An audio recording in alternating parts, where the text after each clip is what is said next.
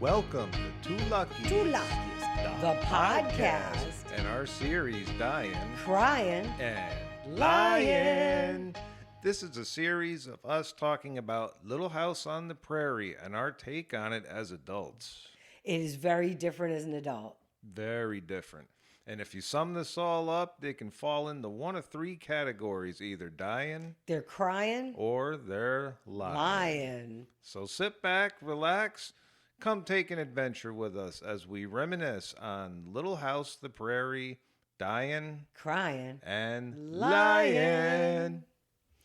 So we come into town. It's a hustle and a bustle. There's a new kid, very dressed like the 70s dance kid, mid to early 70s dance kid. He's got the rerun Rockets hat on. Yes, he looks like he should have been dancing with Rerun. And that's a whole nother show. And Laura is infatuated. But some of the things I noticed was they were drinking. She said she was thirsty, and she goes around this bush and picks up a ladle, and she's going to drink out of an open air bucket with a communal ladle that everybody takes a scoop and sips out of, and then puts that same ladle back inside. And all the kids were like pushing and shoving each other. You don't see that anymore. Right. So I just wanted to mention it. Okay. So it looks like they're starting school, and this Johnny Johnson is a new person in town. And it's kind of funny because the teacher gives him a book and tells him to read the first chapter, tells him to sit down. He's sitting down right in the front row next to this little kid who's making faces at him and can't even slide over 2 inches to give him some room to sit. He's like perched on the edge of this bench in the front of the room. And the whole time, milk measurement's sitting there just gawking at him. Now, how old would you say he is? He looks like he's at least 16. Oh, yeah, at least. I mean, so he's one of the older children. These kind of schools, it's a one-room schoolhouse. And they do all the way from I don't think kindergarten existed back then, because kindergarten had just started when we were kids. No. So they started you in first grade, and I think they had all the way until you graduated, all in this one room together, all learning at the same time with one teacher. Right. So let's see where they go from here. So this is very interesting. This little kid, Patrick, gets called up to read a passage, and he did so well, he got a gold star. Now she's calling on Laura, who's still gawking at this Johnny Johnson. Yeah, this is the new kid, Johnny Johnson. Doesn't hear her calling, and then Mary's got to scold her and tell her to pay attention. So she gets up and to read this book, and it's the old Dickie Land bird. Dickie Birdland, and that's the first one that we talked about, where she was learning how to read, and it seemed like it had so many words that broke the rules or silent letters and things like that. She keeps looking up at this Johnny Johnson who's looking at Mary, and she keeps missing the fact that this kid's only looking at Mary instead of looking at Laura, who we call milk measurement on the side. So let's see where they go. So we have Laura is dawdling after school. She's being called a slowpoke. She's being told that she wouldn't be so tired by Mary's telling her she wouldn't be so tired if she didn't play rough boys games. Right. And now she's trying to go by the sweetheart tree and carve her initials in it with this Johnny Johnson who's been looking everywhere but at Laura, while all Laura's doing is looking at him. And they finally dawdled just long enough for him to come by. So we have them trying to walk home. Laura holds his hand. Mary's trying to say, maybe he doesn't want to walk home with us because he kind of goes the same way. The girls go further than he does. And Laura holds his hand, to which he tries to get the hand away. Now he's using it to hold on to the strap of his much larger satchel than Charles has ever packed in his life. And we're back. So as they're walking home, Laura's chewing this guy's ear off about Lord knows what. And he's trying to sidle up to Mary, who really doesn't seem to know what's going on. And this is where they finally admit that Mary got really an education at home before they started school by Ma. But what about Laura? Yeah, we've wondered this before. And then Laura demonstrates her rock throwing skills, to which she's really good. And he tries to hand a rock to Mary, who looks at him like he's just grown a few heads. And now we have our first lion, Lion. because he hands Mary that rock. She looks at him. He peer pressures her into throwing it, because you can see she really does not want to touch this dirty rock. And then he gets her to throw it, tells her to aim at the tree. She does this very small, weak throw of, she put no muscle into it. Maybe And it went 5 feet. if that, it barely cleared her feet. And he's telling her, well, that was a really good job, Mary. So he keeps going, trying to teach her how to do a good throw. Mary is very uninterested, and Laura all of a sudden now is starting to see what she's seen before, is that all the boys notice Mary, and she's like, hurry up, we got chores to do. Yeah, all of a sudden she's worried about chores. She was dawdling before, though. We got chores to do. I'm going to call that one a Lion. She doesn't give a crap about chores. No, she just realized that he's spending too much time with Mary, and too much time with Mary with the older boys usually means Mary's getting all the attention. She really doesn't seem interested most of the time, and Nope. Laura is always like googly-eyed over every older boy that comes in the show. So as soon as they get home, we cut to Mr. Fiddleman over there. Yes, we got Pa. the fiddle and the fiddle smirk. and the smirk. And the girls, even Carrie is out of the high chair. Yay, Carrie! She's dancing with the girls. She's fiddling around too. Yes, she's smiling. She's happy. So we got to see Carrie out of the high chair. We're good. They keep dancing. They're really having a lot of fun. And then, of course, he stops playing. And Carrie has her one unintelligible line for the episode. And I think it was more music, please. But she was really rocking and rolling in this one. She was out of the high chair. She was dancing around. And she got a line. And it looks Go like Carrie. he's about to break out that fiddle again. Yes, he's ready to roll. Let's see. So it seems like we got our next Lion. As it turns out, she's putting Carrie to bed, and after they got her up to a sweat, and then he's playing the theme song on the fiddle. But we got our next lion because Laura asked Ma. Oh, do you remember what happened when you were recording with Pa, and Ma says, I don't think I can remember back that far. and we know that's a lion. Okay, we got a confirmation now of that. That was Lion, that she could remember. She just gave us a level of detail of their courtship that, like, she was saying things word for word, back and forth, what I said, what he said, but she couldn't remember back that far. Yeah. And we found out that Carolyn had to ask him because he was too shy. Too shy, and he gave no signals and no sheep eyes, she said. Wow. Wow. Wow. So we have confirmation Mary has no interest in this guy. Laura thinks that he's just like Pa, and Mary is unimpressed, thinks he's homely compared to Pa, and Laura says she's got to use the outhouse. So she goes outside, and there's Pa sitting there with the pipe. Right, but she has to go so bad she has time to ask Pa all of these questions, and how he's telling us now how Ma would have been brokenhearted if he didn't say yes to that picnic invitation she so forwardly made. And then he hoped that she'd be a good cook. So Yes, I'm going to call that one Lion. They see a falling star, he calls it, not a shooting star. We called it a shooting star. Falling star. Laura misses it. And he says, you know what? I have everything I want, to which we say, Lion. If you had everything you want, why are you going all over the country doing all these jobs? Keep you away from home so you can get money.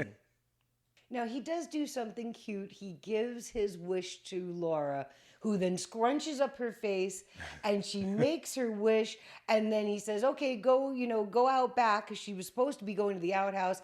Oh, I don't have to go anymore. What? I don't have. What, did it just go away? So when we know that now she went out to the outhouse as Lion. Because who has to go, and then it just stops like that, and then they give a kiss. She pets Jack. She goes inside. We come to the schoolhouse with the dreaded spelling bee. Everybody's getting knocked out turn after turn. Mary's left standing. Laura's still failing to see that Johnny Johnson only has eyes for Mary.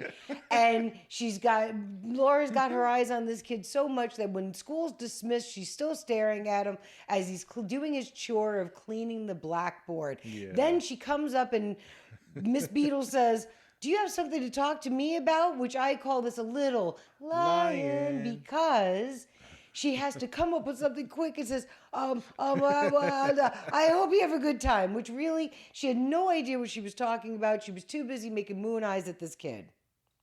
We have our next Lion as what just happened. They come out of the schoolhouse because finally Laura realizes that like she got noticed just dawdling after school.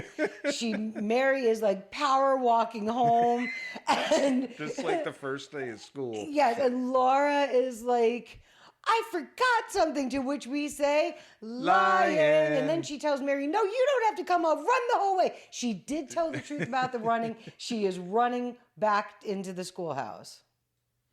Laura runs back into the schoolhouse just to go up to Johnny Johnson and say, we're having a picnic here in a couple of days. And it What gives a time quick from? invitation. There's good fishing, and then runs out, and then snaps her fingers, runs back in. And comes in and says, don't worry, I'm a good cook. To which I'm going to say, Lion. Well, you're like, what, 8? You're 8. Well, you don't do any of the cooking. That's Ma's job. That's Ma's job. So, Did he just say to his wife while she was taking weeds out of the planter box, which I'm really starting to wonder if these are plastic flowers because they're not looking very real. yeah, that's pretty that suspect. The Vatican says that if a man kisses his wife, she has to kiss him back. Was that just said? Yes, that's exactly what was just said. Okay, just checking. After some very awkward kissing and a little sniffing, I think, on Charles's part in Ma's bonnet, the kids come running home. Laura's like racing up to Pa. She gives him this huge hug. Thank you for the wish come true. Now they're looking at each other quizzically, and we're wondering what is going on now.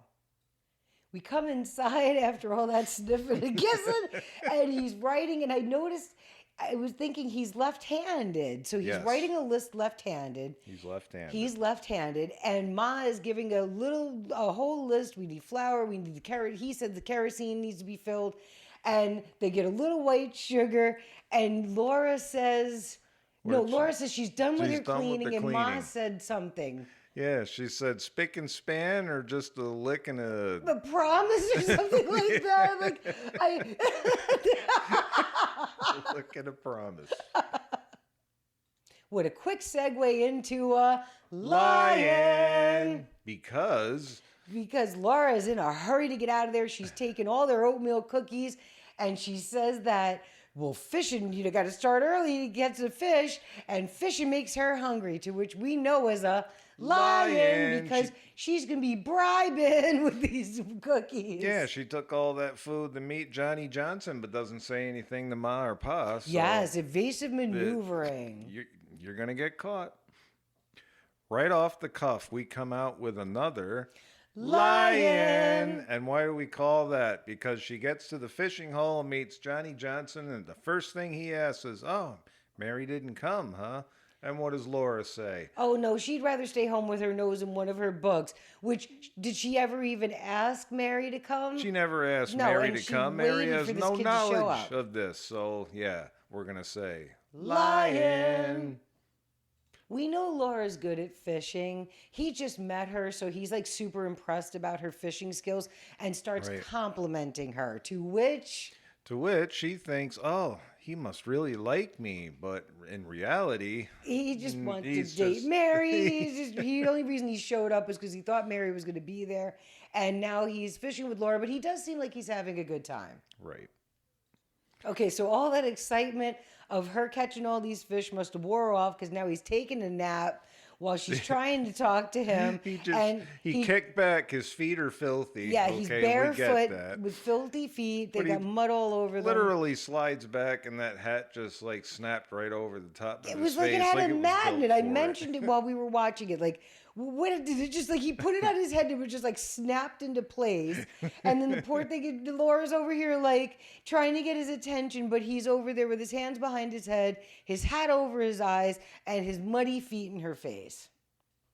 As they wrap up their fishing, okay, he hands Laura her stack of fish, which She's is got like 8, 10. 8 fish on there. He's got 1, and that's No, I when think we he had find 2. out. Okay, that's when we find out. Yeah, it's just him and his pa. He'll be fine. And then turns around and says, "Hey, Laura, could you do something for me?" She brightens up. Sure. You tell Mary if that Harry Baker, gets fresh with her again, I'll be glad to teach him some manners. To which she turns around and says, he picks on all the girls. He pinches me too. And he says, oh, I'll cuff him on the ear. Yeah, we highly doubt it. So this is somewhat of a mini lie. And even though he may think he thinks it, he's not thinking it.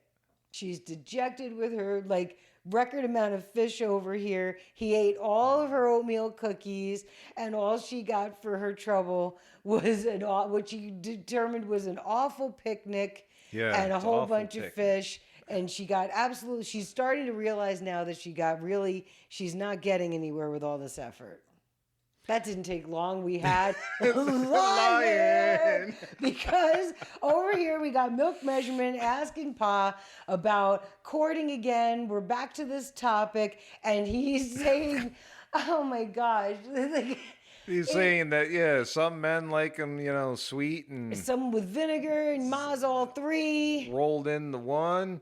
And what makes her like that? Because she knows enough not to ask a man silly questions while he's working on a chair. Really? Blow off. We find out after some evasive maneuvering where he actually avoided lying by saying he wouldn't answer whether he liked any other girls besides Ma to Laura or to Ma. So which means if Ma actually did ask him that, him saying I wouldn't answer that question, that equates to lying. But he's building Carrie a high chair. She was already had one, must have grown out of the other one, because here we go. He's in the middle of building her a high chair.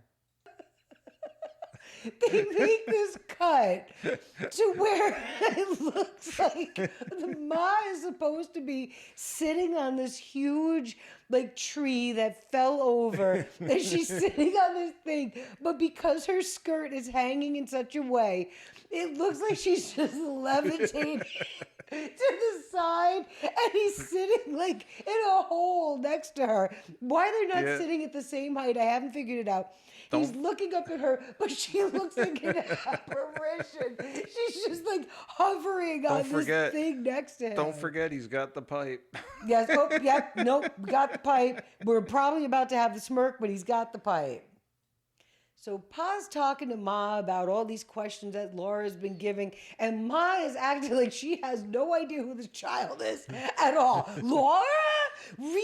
You don't think she's got a case of puppy love, do you? But she was asking you all these questions, but the faces she's making, she looks incredulous. Laura? Laura has made googly eyes over. I mean, we know this too because we've seen 9 seasons of this, but she has the googly eyes about everything. Maybe we're just new to this, but in Laura's life, but I mean, she's Laura? Hey, and quick side note, you see that tree behind her? Doesn't that look like the one that fake Pa fell out of and broke his ribs? It suspiciously does look like the kite tree that there was some falling of by some stunt man after, Charles pretended to climb up so high. Yes. Here we are again at the table, and Mary has her one line where she has to look very excited about thinking something is interesting so that Laura could then have the opposite opinion of how something is stinky. What did you think of Sunday school? I can't wait for him to come back again and tell us more about that sermon, about some venturing. It was so interesting. It was something. What did you think? I thought it was too long. I thought it was too long. Pa just had his first lesson in what it's like when your little girl likes other men besides you. She was all excited to go fishing. He's making a fish trap. Let's put it in the creek after you get the eggs.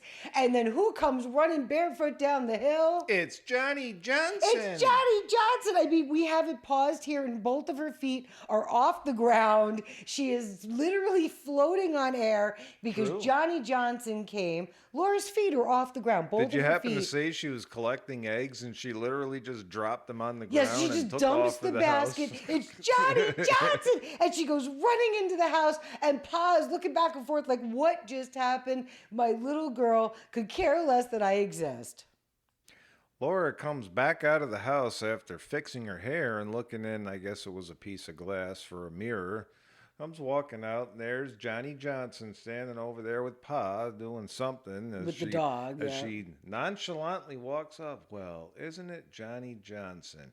We got to call that Lyin. You just saw him running down the hill, ran into the house so you could preen, and then After- you try to come outside looking like nothing happened. After you drop the eggs. After she dropped the eggs. We find out the true meaning of Johnny Johnson's visit to the farmhouse. After Laura asks him, hey, do you want to come down and help us set this fish trap in the creek? Oh, I'd love to. I don't know if I can. See, the thing is, he pulls a book out of his pocket and says he's fallen really far behind, and he came over to ask if Mary could help him with the reading assignment. You know, being that she wants to be a teacher, then looks at Pa and says, what do you think about that? If that's okay. It's all right by me. All right, Pa, you paying attention to what's happening with your little girl over here? Well, the thing is, first of all, he already Come on. knows. Hold on. He knows that Laura's sweet on this kid, right? Right. First of all, she is like 8 if she's a day. He's 16. Right then and there, this kid's complimenting her. Charles has got the smirk on in the background. How old now would that make Mary? 10? Yeah, I mean, she's 8. so if Laura's looking like she's 7 or 8 years old, Mary's 9 or 10 years old, this kid's 16. You can tell the kid's coming sniffing around. I mean, like, are you really like paying attention here? Like, why aren't these age differences like ringing bells? Ma and Pa just seem to be clueless in this one. Well, maybe it was just more clueless. common for big age differences like this. Like, my goodness. Laura has her hopes dashed. Pa tries to get her to engage with him again. She goes back to the eggs that are magically intact. She just picks up the basket and they're all okay. She's watching as Mary invites Johnny Johnson into the house. Now, Laura, when she went in, we neglected to say this to you, Laura, when she went in to go fix her hair, got scolded by Ma for being so loud because Carrie is sleeping. Carrie's sleeping. Now, I understand that he asked Pa, but no one had to ask Ma whether or not they could do studying indoors with Carrie like sleeping. I want to know. Again. They kind of missed that point. Again, clueless. So after Laura runs off and takes one of Mary's chores from her, now we see they're sitting around the table and Pa is going on about how he got wrapped in the knuckles for arithmetic. And goes on to say about a simple problem that equaled an hour and 15 minutes as his answer was too long. And then says, I never was a good student. I got to call Lyin. Because didn't he say in the previous episode how he was such a well-educated man? Well, I think he was trying to be like, he was trying to joke that he was the opposite. That's why we called that a lion in the last episode. Well, either he joked it out or Either way, he wasn't a good student. Either way, Lyin. Lyin. Laura comes in dripping. Ma, I will give her credit, says, are you okay? After we find out that she fell in the creek while she was doing Mary's chores. And before they had cut back to the house, they showed Laura like make that resolute nod, like I've made a decision. So we know that this was a deceptive thing. This is a lion because she threw herself in the creek. She didn't just fall. She threw herself in so she could wear her good dress Her to school. Sunday best. That was the plan. Well, we just found out that Miss Beadle is a mind reader because Ma came up saying she just came to say hello to Miss Beadle. The minute she sits down, you worried about Laura? Tells her the whole thing. We get the whole recap of everything we've been saying, how Mary's not interested, the boy's interested in Mary, and Laura is just having trouble here. She just is. And, don't worry, it'll be fine. Everything's great. It didn't take long before we got our first fighting. Fighting because now the girls are fighting. Mary and Laura are fighting over this Johnny Johnson, who Mary doesn't give a hoot about this Johnny Johnson. And we will say this has been a slow episode, but they are pressing that lion button. We feel that They're everyone will stay alive, but there has to be a crying in here somewhere. Well, it looks like we got our next instance of Lion. Why? Because Laura says just tuckered when Johnny Johnson's over there finished complimenting Mary and saying, let's catch up to her. To which Laura shakes her head and he says, is there something wrong? And she says, no, just tuckered. You know, maybe tuckered to this whole situation, but actually tuckered, probably not. Nah. This girl runs everywhere. We know this has been a slow episode. Carrie again for the win in the high chair says pictures twice. I mean, boy, was she on a roll. She must be really growing up. She's grown up.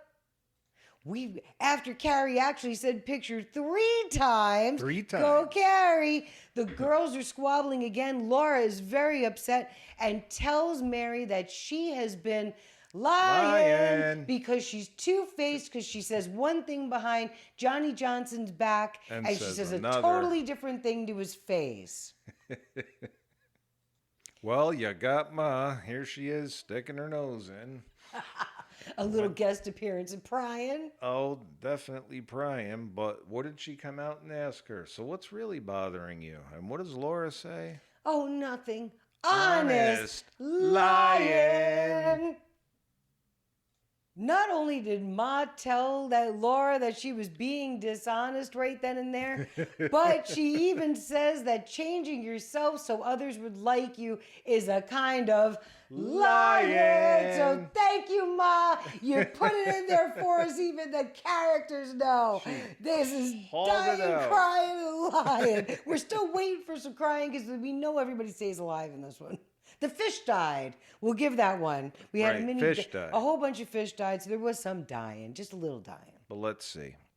And then Ma goes to say, both my dad and the Pa and me want you to be your own true self. Now, if that was true, Ma, why are you scolding Laura all the time, telling her how to be, telling her what to say? I call that lying.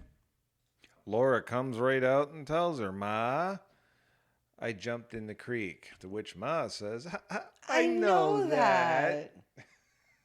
I don't know whether to call that lying. Oh my gosh. I mean, like, she acted like, oh my gosh, are you okay? And then you knew that she jumped in anyway. So we were right. Pa was clueless. He just admitted it. He thought that that this kid just came by because he just wanted help with his homework. Right, just for reading. Was he ever a young boy at one point? Like, really? Where you been, Charles? I think his whole I was well educated, that argument is just falling apart more and more. Well, we already know he was kind of saying it like he, we already knew it, but he missed this completely. He looks very upset about it. He missed it.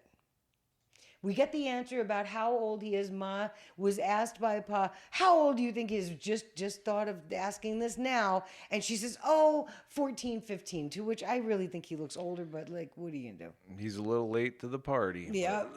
Let's bring it.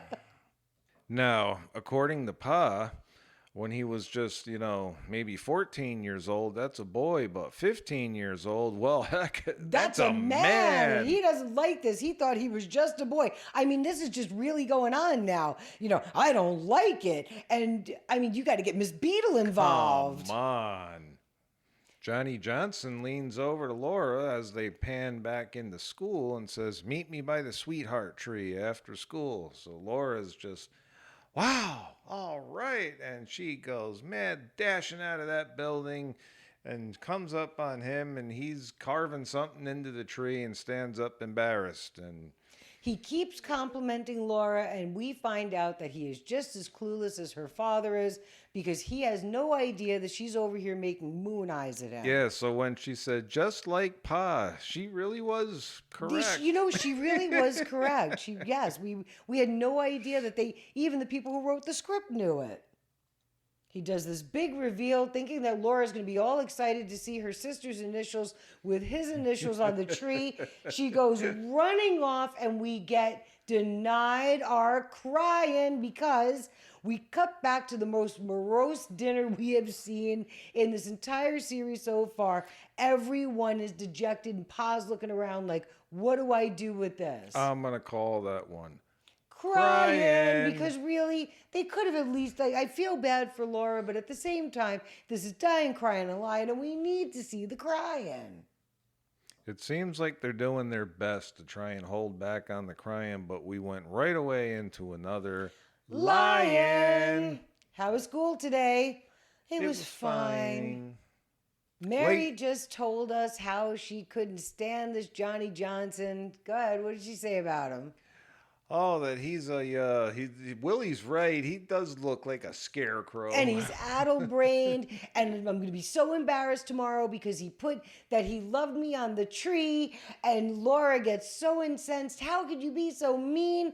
Goes out to her fishing spot. Pa goes after her, and we have our final on-screen Cryin. We knew they wouldn't leave us in the lurch. Right.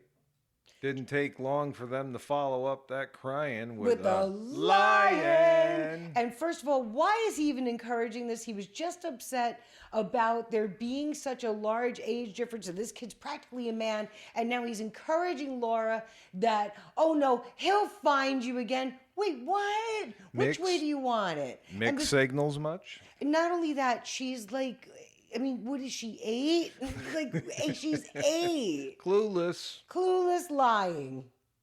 I call this Lyin because Pa just said to Laura that he was upset that some young sprout was trying to take his girl. He just figured this out a couple of seconds ago. He had no clue until Ma was brushing her hair that anything was even going on. And now all of a sudden he's like, how old is this kid? This kid's as tall as you are. What did you think he was, 10? Yeah, Laura just said he's 15. I mean, he looks like he shaves. Like, what are we doing here?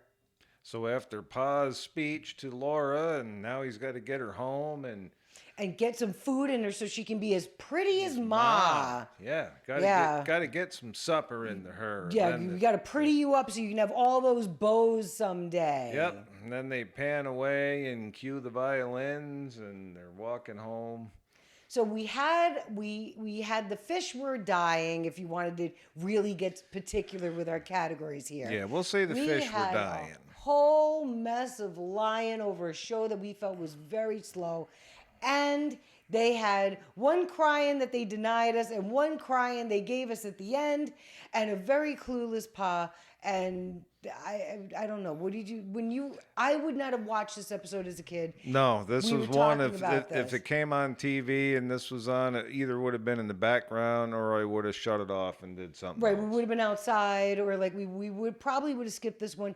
Probably wasn't shown much in syndication. This episode was encouraging though, because like we've been saying from the beginning, Dyin, Cryin, and Lyin, right? At least 2 out of the 3, and even with this episode that could not have been any slower, they still came through with at least 2 of them. So and we had a little bit of prying in the middle. We had some cluelessness. But the other thing, we did this differently. We actually watched it and recorded as we were watching it. We would stop the playback and make our comments. And if you like this format, let us know. We are looking for some feedback. Please let us know what you think. Let us know. We appreciate you. Next episode in the series will be If I Should Wake Before I Die. So make sure to join us. This one plans to be a killer.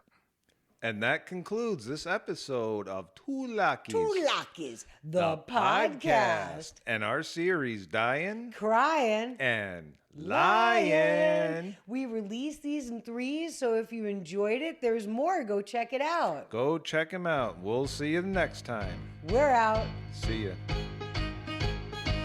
Two Lockies, the podcast. Two Lockies, podcast. Two Lockies, the podcast.